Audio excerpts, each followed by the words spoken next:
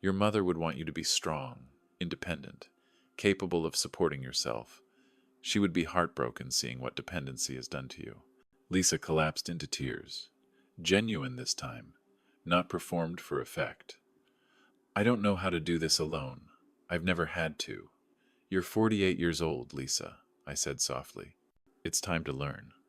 She left, a broken woman, leaving my house in a silence that was both sad and final. Thanksgiving morning arrived, crisp and bright on Cape Cod. Eleanor and I were in the kitchen, preparing dinner for our chosen family. Lily was arriving from Cambridge at 2, Noah from his new apartment in Boston at 3. The cottage smelled of turkey stuffing, and the kind of contentment that comes from relationships built on mutual respect rather than financial obligation. Eleanor checked the turkey's progress with the competence of someone who had orchestrated holiday meals for decades. I set the dining table with my grandmother's china, pieces that had survived wars, moves, and family upheavals to find a new purpose in a celebration based on love, not obligation. The doorbell interrupted our preparations, but this time it wasn't a desperate urgency. It was a cheerful chime. Lily arrived first, carrying a pumpkin pie and a bright smile.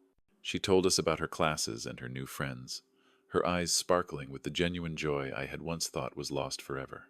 An hour later, Noah arrived, bringing homemade dinner rolls and pictures of his one-bedroom apartment. His face showed the satisfaction of someone earning his own security, his own pride, his own future. He thanked me again for the tough love and introduced himself to Eleanor with a warmth I hadn't seen him show to an adult since he was a small boy. We gathered around the dining table, Eleanor and I, Lily and Noah, 4 people who had chosen to build relationships based on mutual respect rather than financial transaction. The turkey was perfectly cooked, the conversation flowed easily, and the gratitude felt genuine rather than obligatory. We shared stories and laughter, and for the first time in years, I felt a sense of belonging that was not tied to my bank account. My phone rang during dessert. Lisa's name appeared on the display, a stark reminder of the world I had left behind. I looked at the phone, then at Eleanor, Lily, and Noah, seated around my table. These were people who valued my presence, not my money. People who contributed to conversations rather than demanding solutions to self-created problems. I looked at the phone, then at my new family, and a choice I'd once thought was impossible became clear and easy. I turned the phone off and set it aside. "More pie, anyone?" I asked. The dinner continued, bathed in the soft glow of the sunset reflecting on the bay. Inside, our chosen family gathered around a table built on foundation stones of respect, independence, and a love that enhanced rather than depleted. My legacy will not be the money I left, but the lesson I taught. True wealth is found not in the size of one's bank account, but in the richness of one's relationships. Independence is not about being alone. It is about being free to choose who you share your life with, and a life well lived is one in which the joy you give is equal to the love you receive. Then don't expect to stay here much longer. The words hit me with the force of a physical blow, colder than any March evening in Boston. My hands, which had been automatically arranging the last fork on the mahogany table, froze midair. I stared at my daughter, Lisa, the woman who, just a moment ago, had been holding a serving bowl of mashed potatoes, a soft smile on her face. Now, her expression was as hard as the granite countertop in the kitchen. The mashed potatoes, a symbol of domestic harmony, seemed utterly out of place. It was David, of course, my son-in-law, the eternal entrepreneur. He had just finished his pitch for his latest IT startup, a dazzling display of charts and graphs glowing on his tablet. He had that look in his eyes, the same one he had when he was asking for money for their wedding, or their mortgage, or the kids' tuition. He wasn't asking, he was demanding. This time, it was a $200,000 initial investment. He had leaned forward, his voice dripping with that familiar, practiced confidence. "This isn't a loan, Henry. It's an investment in our future. For Lisa's future. For Lily and Noah's future." I had been listening with a weary patience I hadn't realized was so visible. My mind had already drifted back, counting the years, the checks I had written, the mortgages I had helped with, the emergencies I had covered. 15 years of my savings, my pension, my life insurance from Helen, all pouring into their future. It was a future they seemed utterly incapable of building on their own. My voice, when it came, felt foreign and older than my 75 years. I was not angry, just tired. "Mark, I've been helping you financially for 15 years," I had said, my hands finally dropping, leaving the fork untouched on the table. "I'm tired of being your ATM." The silence that followed was absolute. The clattering of my last statement hung in the air like a broken bell. The glow of David's tablet dimmed, and Lisa's face, for a split second, went completely blank. And then the color rushed back, a furious, mottled red. Her voice, when she spoke, was laced with a coldness that shocked me to my core. "Then don't expect to stay here much longer." The fork slipped from my fingers and clattered loudly against the hardwood floor. It was a small sound, but it felt like the world was breaking. David mumbled something about emails and retreated to his office, leaving us in the wreckage of the dining room. I stood there, staring at the lone fork, a small, useless piece of metal on a vast, unforgiving floor. My legs felt unsteady as I turned and walked toward the stairs. Each step echoed in the sudden quiet of the house. Behind me, I could hear the aggressive clatter of dishes as Lisa's anger found its outlet in noise. I climbed the stairs, the family photos on the wall, Lisa on her wedding day. My grandchildren at graduation seemed to mock me now. How had gratitude become entitlement? How had my love become a price tag? I sat on the edge of my bed, surrounded by the ghosts of a family I was only just beginning to realize I had lost a long, long time ago.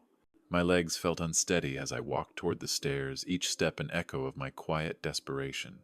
I closed the door to my bedroom, the sudden silence a stark contrast to the angry clamor I knew was happening downstairs. I sat on the edge of my bed, the room feeling small and stifling. The family photos on my nightstand, once cherished reminders of happy times, now seemed to mock me. There was Lisa at 16, radiant in her prom dress. Another showed her with newborn Lily, a look of pure joy on her face. And one of Mark and Lisa, beaming at the camera last Christmas, surrounded by gifts. When had gratitude become expectation? When had my help, given so freely out of love, become a mere transaction they were now demanding? I couldn't just sit here and be a victim. My military training and a lifetime of methodical habits kicked in. I stood up, walked to the corner of the room, and pulled open the bottom drawer of my old filing cabinet. The metal runners protested with a tired screech, a sound that perfectly matched my own weary soul. Inside was a thick folder, its tab labeled Lisa and Mark Financial Records in my precise, methodical handwriting. I pulled it out and spread the contents across my desk, a paper trail of 15 years of my life. Bank statements, canceled checks, transfer receipts. I laid them all out like evidence in a trial. The first item was the receipt for their wedding venue, caterer, and photographer. My signature was on the bottom line. $50,000, a gift for my princess, I'd told my late wife Helen. Then came the monthly mortgage payments. I pulled out my old calculator and began to punch in the numbers. $4,200 a month, multiplied by 12 months, multiplied by 5 years since they bought the house. My pen scratched across a notepad, the total staggering. $252,000. The numbers kept climbing. Car payments for Lisa's SUV, Mark's sedan, the insurance premiums I paid when their credit couldn't secure decent rates, the tuition for Emma and John, Christmas gifts, birthday celebrations, even the emergency repairs for their hot water heater.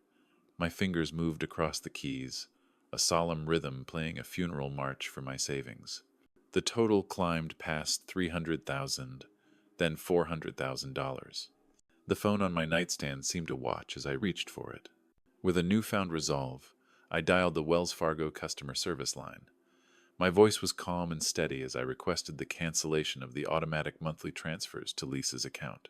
When the representative asked for a reason, I simply looked at my reflection in the darkened window. Gray hair, tired eyes. But in my jawline, something new had appeared, a steely resolve. "I'm tired of being taken for granted," I said. The representative, without further question, canceled the transfers. Next, I retrieved the power of attorney documents from the folder, the ones I had given Lisa for convenience and emergency purposes when I was recovering from knee surgery. I fed them into my small desk shredder, watching Lisa's legal authority over my life disintegrate into confetti strips. For the first time in hours, I smiled. Tomorrow would bring changes, but tonight I had taken the first step. I opened my laptop and typed into the search bar, Boston apartment rentals. I felt a sense of liberation I hadn't felt since Helen died. The house around me creaked and settled, but I barely heard it. I was already planning my escape, a quiet one-bedroom place where the only family obligations would be to myself. The Friday morning sunlight streamed through the windows of the downtown Boston apartment, casting long geometric shadows across the hardwood floors. Kate Anderson, the realtor, gestured toward the small but tidy kitchen with professional enthusiasm. "It's a perfect space for one person, Mr. Thompson. Walking distance to everything, and the park across the street is lovely for reading." I nodded, barely listening to her practiced pitch. The space felt right. Clean, quiet. Mine. "I'll take it," I said. Kate paused, her smile faltering. "Don't you want to see the bedroom? We haven't discussed lease terms yet." "I need peace more than square footage," I replied, pulling out my checkbook to pay the first month's rent and security deposit. 2 hours later, I was sitting in my truck outside Lisa and David's house. Lisa's car was gone. Her Friday shift at the cafe wouldn't end until 3 o'clock. David's sedan was missing too, probably at some co-working space, chasing another big idea. The house key felt heavier than usual as I unlocked the front door. Moving through the rooms I had called home for 5 years, I made swift, almost clinical decisions. The photo albums from my marriage were mine. The military medals from my dresser were mine. Helen's old leather recliner? I left it. They had grown accustomed to its presence. Helen's piano in the living room? Lisa had claimed it after the funeral, saying it would be perfect for when Lily and Noah brought their kids around someday. Let her keep those dreams. I had hired a moving service, and a truck arrived at noon with 3 young men. The crew leader, a gentle young man, approached me cautiously. "Mr. Thompson, we have you down for a 1-bedroom move." "That's right," I said, handing him a handwritten list. "Everything marked with blue tape goes. Everything else stays." He gestured toward the piano. "What about this, sir? It's a beautiful piece." I watched through the window as they loaded my desk, my books, and my carefully packed memories into the truck. "Leave it," I said. "It belongs to someone else now." The hardest part was Helen's jewelry box. Lisa had insisted I keep it, saying that someday I might want to give pieces to Lily. I placed it in my suitcase. Those conversations would happen on my terms now, if they happened at all. The envelope I left on the kitchen table was plain white. Inside, a single sheet of paper with 2 paragraphs. I wrote slowly, each word a step toward the future I was choosing for myself. "Lisa and David, I've moved out. The keys are on the counter. You'll find I've canceled my financial support. You wanted independence from my expectations. I'm giving you independence from my assistance. Don't contact me until you're ready to apologize. My new address will remain private until then. Henry." As I was signing the paperwork for my new apartment, my phone rang. It was Lisa. "Dad! Dad! What is this? Your stuff is gone. There's a note." David's voice joined in through speakerphone. "Henry, we can work this out. The startup thing. We can find other investors. You told me not to expect to stay much longer," I said, my voice level and calm. "I took your advice. I was angry. I didn't mean. Don't come looking for me," I said, my voice firm. "Don't call again until you're ready to have a real conversation about respect." I ended the call and powered off the phone.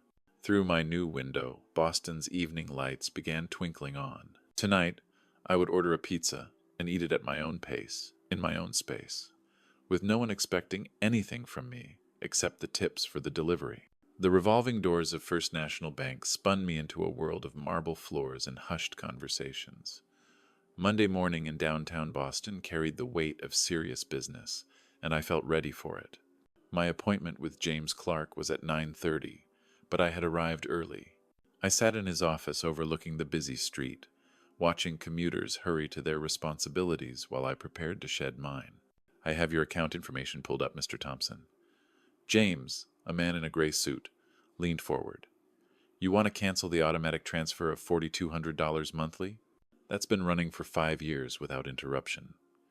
I confirmed my decision, a sense of finality settling in my bones. He typed commands into his computer with practiced efficiency. The total is $487,000 over 15 years. That includes the mortgage payments, but also smaller transfers, emergency funds, tuition payments. His voice trailed off, a hint of surprise in his tone. I simply said, "Let them pay for their own house," and the finality in my voice seemed to surprise him. He printed the statement summary, and as I reviewed the pages, each line item felt like another piece of my independence I had foolishly traded for what I thought was family harmony. That evening, the chimes of my doorbell announced an arrival. I peered through the peephole. David stood there, his face carefully arranged into an expression of practiced apology.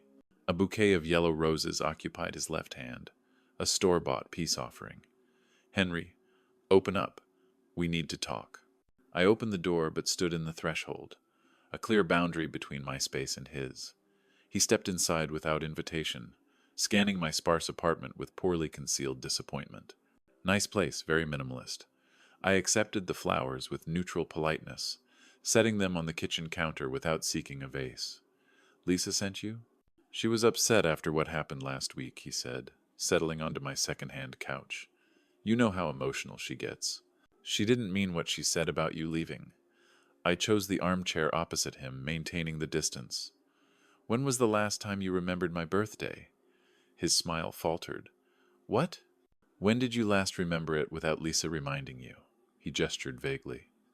"That's not what this is about, Henry. We're talking about important family matters here.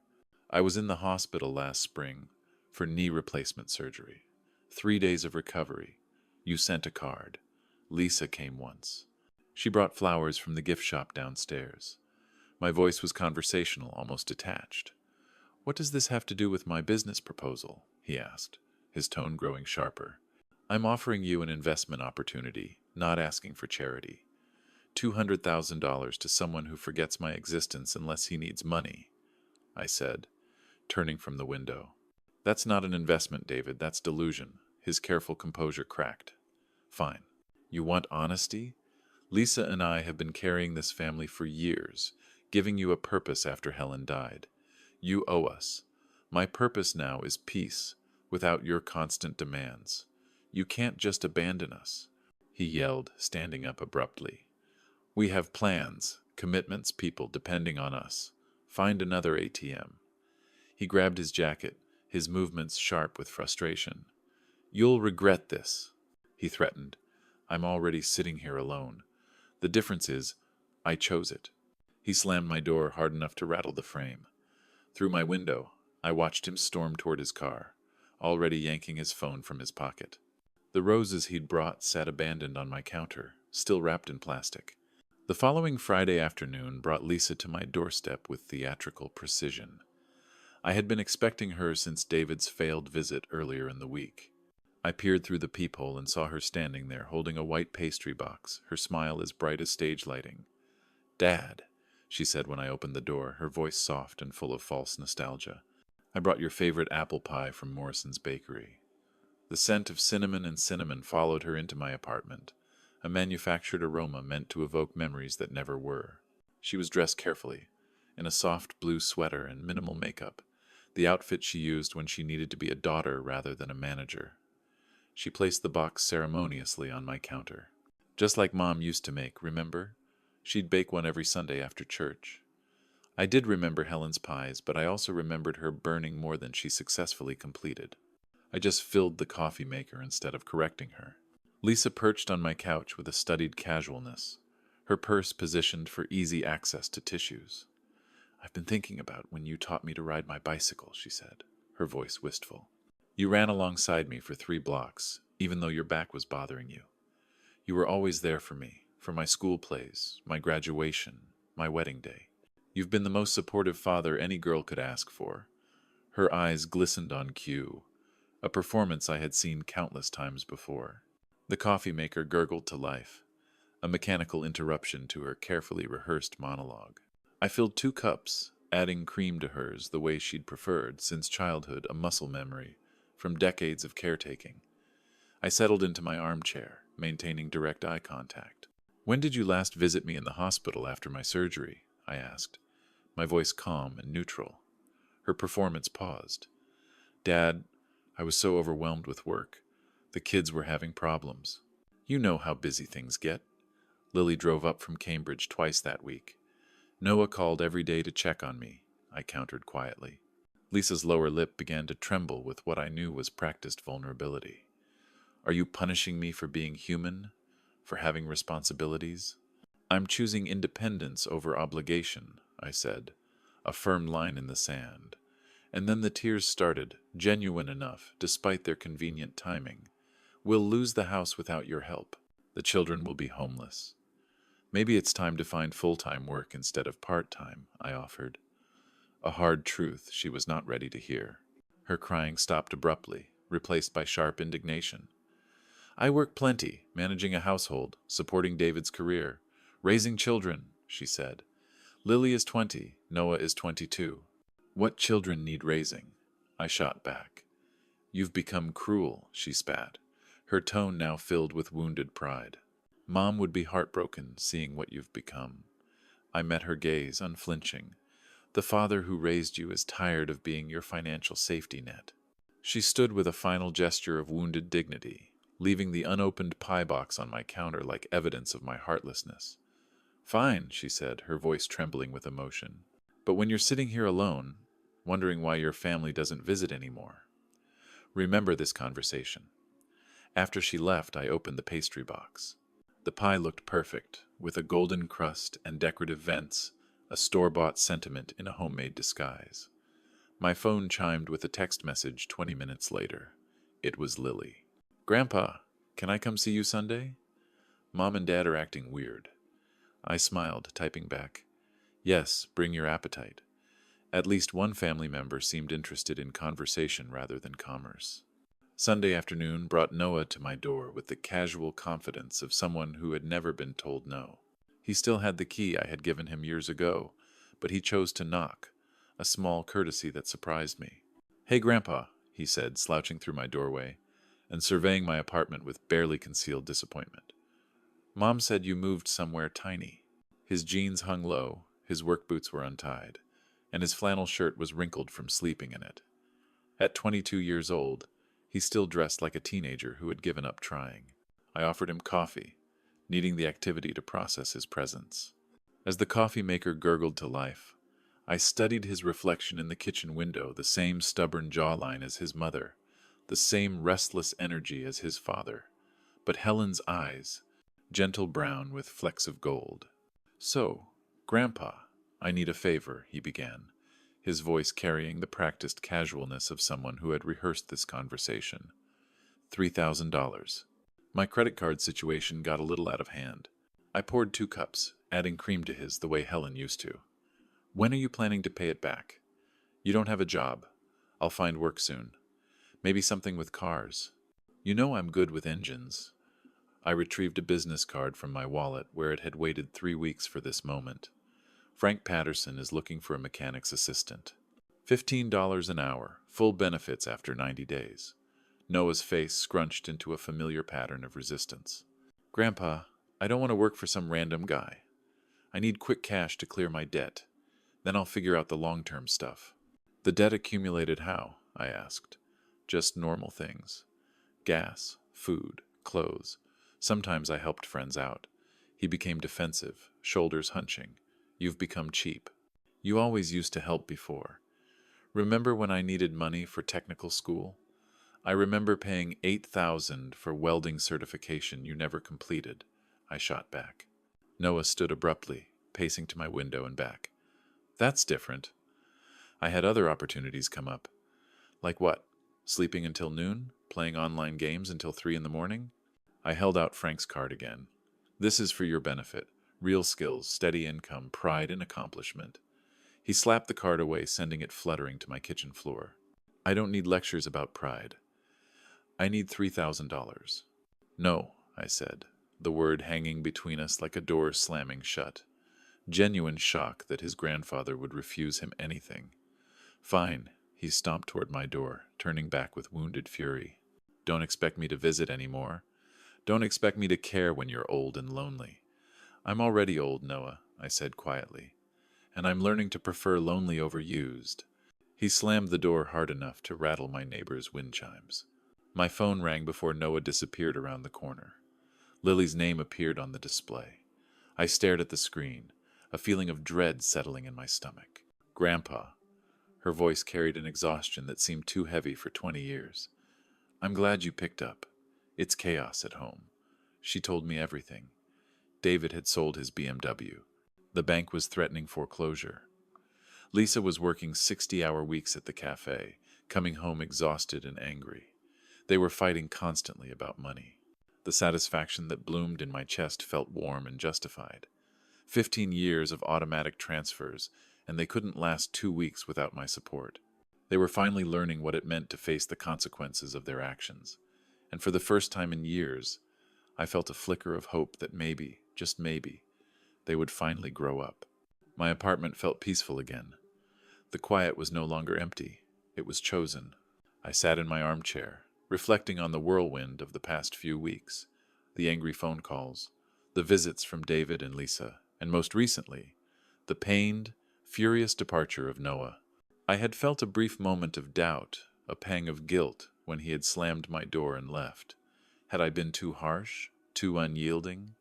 But the answer came in the form of a call a few days later. Noah's name appeared on my display, and I braced myself for another round of recriminations. Grandpa, I hope you don't hang up. His voice carried a maturity I hadn't heard before. I'm listening, Noah, I said, my voice steady. I wanted to say thank you, and I'm sorry for calling you mean. The apology was clumsy, but genuine.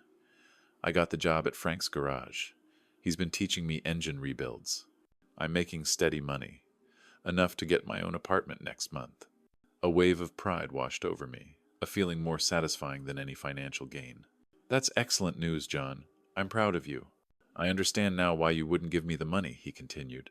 I would have wasted it and learned nothing. Frank says I have natural talent, but talent needs work ethic. I'm learning that now. After the call ended, I sat in silence for a long time. My decision hadn't destroyed my family. It had saved a part of it. My tough love, as some might call it, had been the catalyst for Noah to grow up, to find his own path. My purpose wasn't to fund their lives, but to teach them how to live them. That day, I realized I had to live my own life, too. I pulled out my laptop and began researching houses, not apartments. I wanted a place with a garden, a place to put down roots again.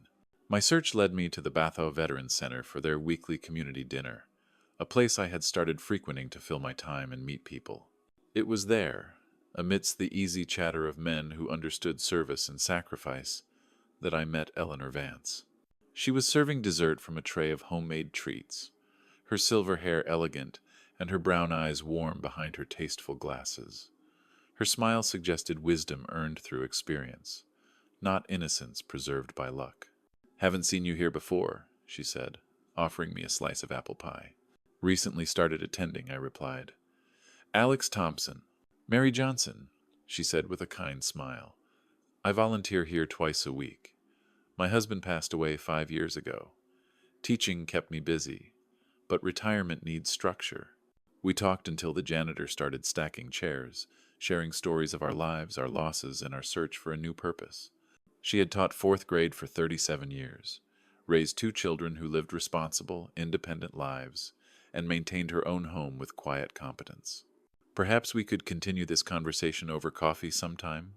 I asked, my voice holding a hint of hope I hadn't felt in years. I'd like that very much, she said. Walking back to my apartment, I felt lighter than air. My life wasn't over. It was just beginning.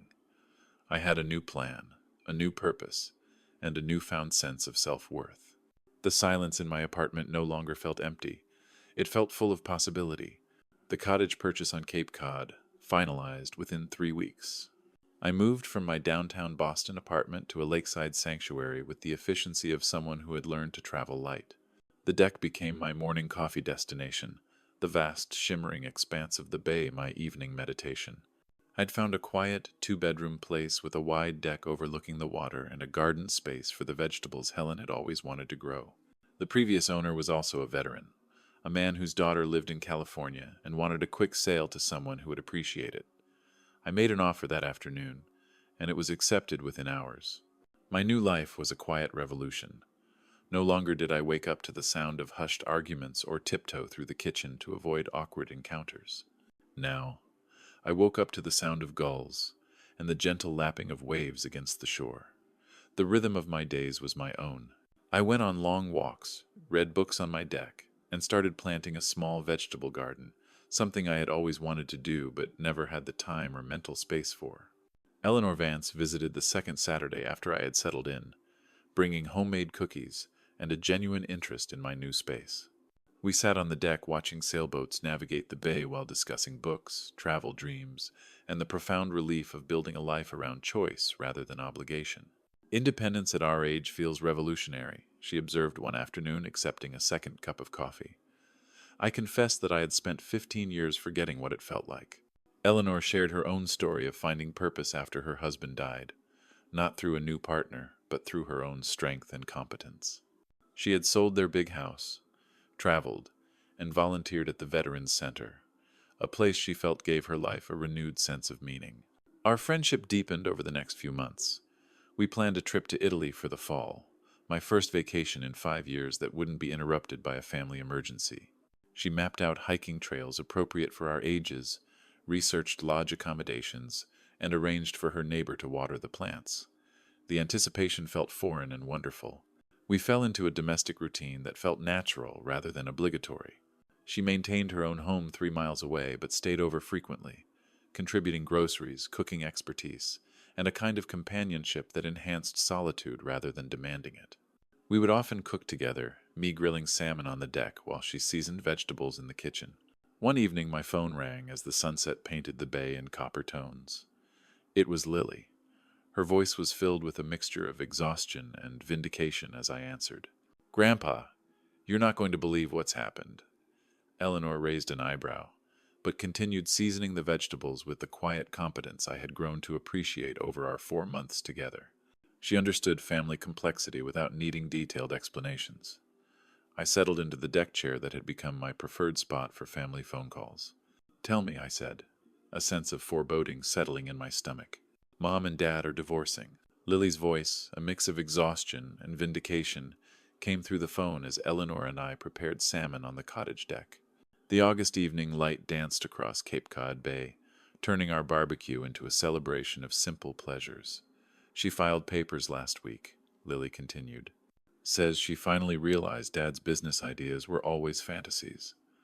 Eleanor raised an eyebrow but continued seasoning vegetables with the quiet competence I had grown to appreciate.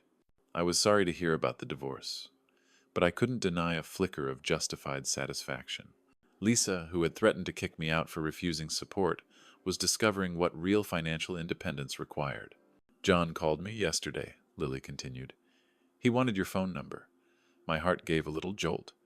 "What did he say?" I asked, trying to keep my voice neutral. "He's been working at Frank's garage for 2 months, making steady money, learning real skills. He says he wants to apologize and thank you." Eleanor smiled, squeezing my shoulder gently. She had heard the story of Noah's angry departure and understood the philosophy of tough love behind my refusal to enable him. The phone rang again 20 minutes later. Noah's name appeared on the display, and I felt a sense of pride as I answered. "Grandpa, I hope you don't hang up." "I'm listening, Noah. I wanted to say thank you, and I'm sorry for calling you mean. Frank's been teaching me engine rebuilds. I'm earning enough to get my own apartment next month." His voice carried a maturity I hadn't heard before. "I understand now why you wouldn't give me the money. I would have wasted it and learned nothing." After the call ended, Eleanor and I sat watching the bay while the salmon finished cooking. "You saved that boy from becoming like his father," Eleanor observed. "Tough love is still love." Later that evening, as Eleanor and I cleaned up, headlights swept across the living room window. A familiar silver sedan pulled into my driveway. "Speaking of family relationships," Eleanor said quietly, following my gaze. I knew this was the moment of reckoning. Lisa stood at my front door, her face drawn, desperate, and aged beyond her 48 years. She wore clothes I recognized from years ago, and her defeated posture told me she had run out of options. Dad, please open the door, she begged. I need to talk to you. I opened the door but remained in the threshold, a clear boundary between us. Hello, Lisa. Dad, I lost the apartment. Landlord evicted me last week. I'm staying at a motel, but I can't afford it much longer. Her voice carried a desperation I had never heard before. Please, one last time. Help me. Just enough for the first month's rent and a security deposit. I promise I'll pay it back.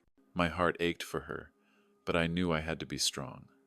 I love you, Lisa, but help without responsibility won't save you.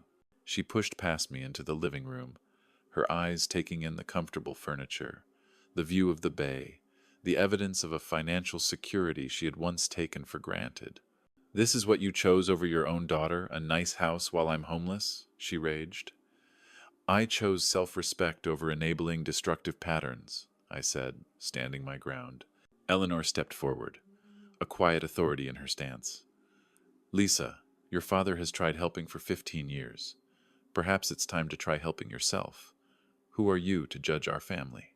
Lisa's voice rose to a level that had once intimidated me into compliance. Eleanor's response was calm. I'm someone who learned independence after my husband died. Your father is teaching you the same lesson. The mention of Helen hit me like a physical blow, but I was prepared for this manipulation.